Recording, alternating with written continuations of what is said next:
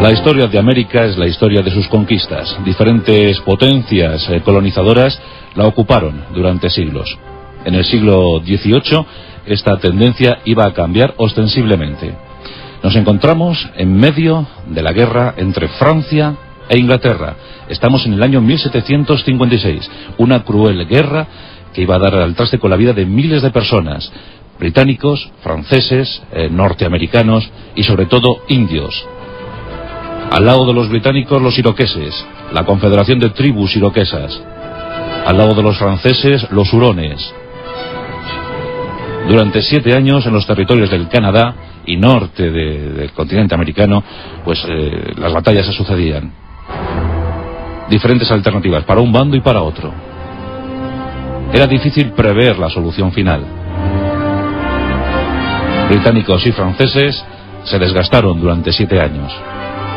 En 1760, Jorge III llega al trono de Inglaterra. Va a ser un rey tremendamente longevo. Llega al trono con apenas 22 años, pero se van a mantener en él más de 60, hasta 1820. En su reinado van a ocurrir múltiples peripecias. Primero tendrá que ver cómo su país anda en guerra con Francia. Tendrá que poner fin a esa guerra, además un fin victorioso en 1763. Verá cómo se le sublevan las 13 colonias de Norteamérica. Tendrá que ver cómo Francia, España, los Países Bajos le declaran la guerra una y otra vez. Tendrá que desplazar a Napoleón de Portugal. Tendrá que vencer a ese mismo Napoleón.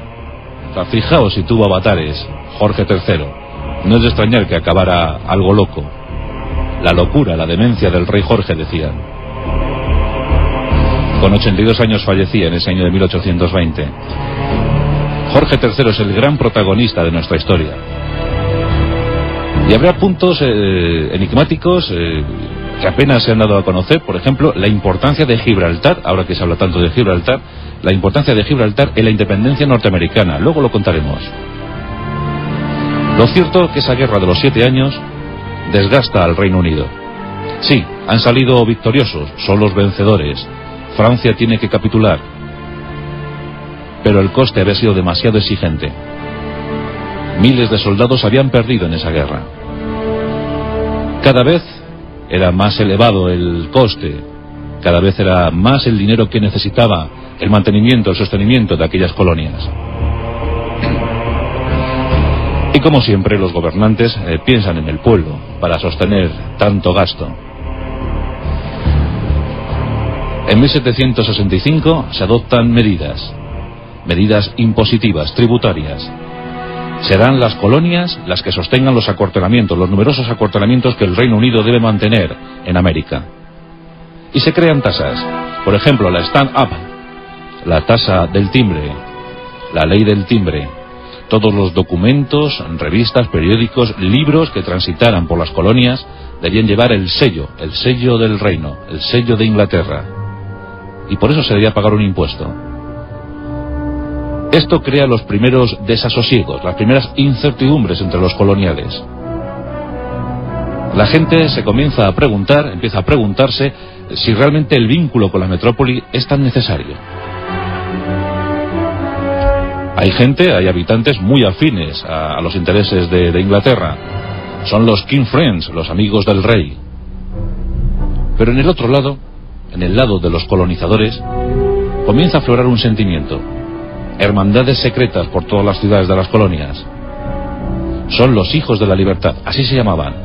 Reuniones secretas, en el trasfondo de las tiendas, en las boticas de las farmacias. Los coloniales se reunían y soñaban con la libertad. Empezaron a soñar con la independencia. Las 13 colonias exigen al rey, exigen a la metrópoli, que se derroguen esas leyes, que se prescindan de esas leyes, que se eliminen. Como la situación se pone algo tensa, el rey opta por derrogar la ley, por decir que la Stamp Act pasará a mejor vida. Pero en cambio se elevan otras normas, se aplican otras normas, se construyen nuevas leyes, nuevas imposiciones. Hay impuestos ahora para productos tremendamente vitales para el buen funcionamiento de las colonias.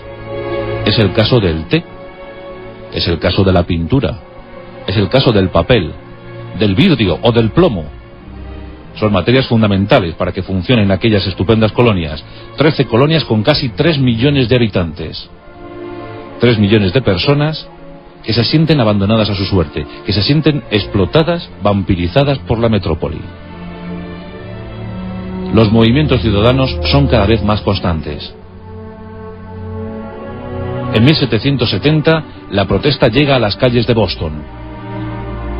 Los ciudadanos de Boston, de aquella localidad, salen a la calle. Los hombres del rey reprimen la manifestación y provocan los primeros 5 muertos.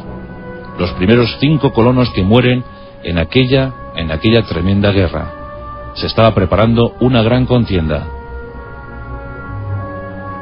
En 1773, los hijos de la libertad se reúnen secretamente en Boston.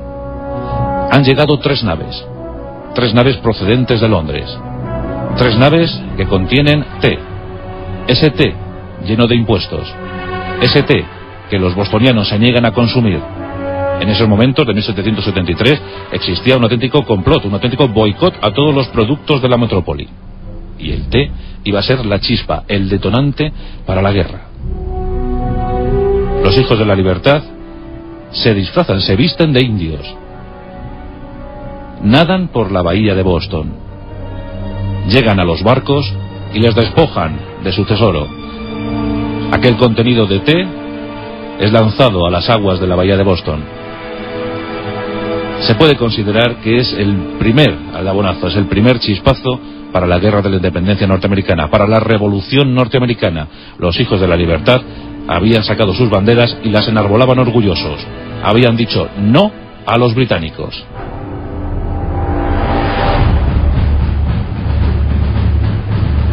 Tambores de guerra resuenan por las 13 colonias. En 1774 se reúne por primera vez el Congreso de aquellos padres de la patria. Es la primera vez que los congresistas se reúnen, es la primera vez que discuten, que elaboran leyes, que debaten sobre la hipotética independencia. Ya no caminarán más al lado de Inglaterra.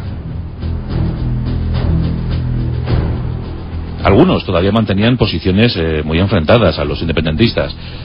Pensaban que con Inglaterra era mejor. Que con quién mejor iban a caminar que con Inglaterra. Pero en ese momento ya los rebeldes, los congresistas, han tomado una decisión. Hay que hablar de los derechos humanos, hay que hablar de los derechos civiles, hay que hablar de los derechos fundamentales para la futura nación. Nos encontramos en la madrugada del 18 al 19 de abril de 1775. Miles de hombres se aglutinan en torno a las levas voluntarias. Sí, son voluntarios. Empiezan a intuir lo peor. Son conocedores que la metrópoli va a enviar refuerzos. Inmensos contingentes se están preparando en el Reino Unido. Se habla entonces de sublevación, se habla de estados rebeldes. No se habla de guerra abierta. Nos encontramos en Lexington. Allí se produce un choque, la primera batalla, lo que se considera la primera batalla de la guerra de independencia norteamericana. Los colonos se enfrentan a las tropas del rey. Los hombres del rey, los ingleses, no tienen ningún miramiento. Preparan sus fusiles Broadbecks y disparan contra los colonos. Los colonos responden con sus modelos Filadelfia. Los primeros muertos sobre el campo de batalla. Los colonos sufren sus primeras 8 bajas. Los hombres del rey, las tropas de Inglaterra, están más experimentadas, son más curtidos, son mejores veteranos. Saben perfectamente cómo disolver una formación militar miliciana. Además, esto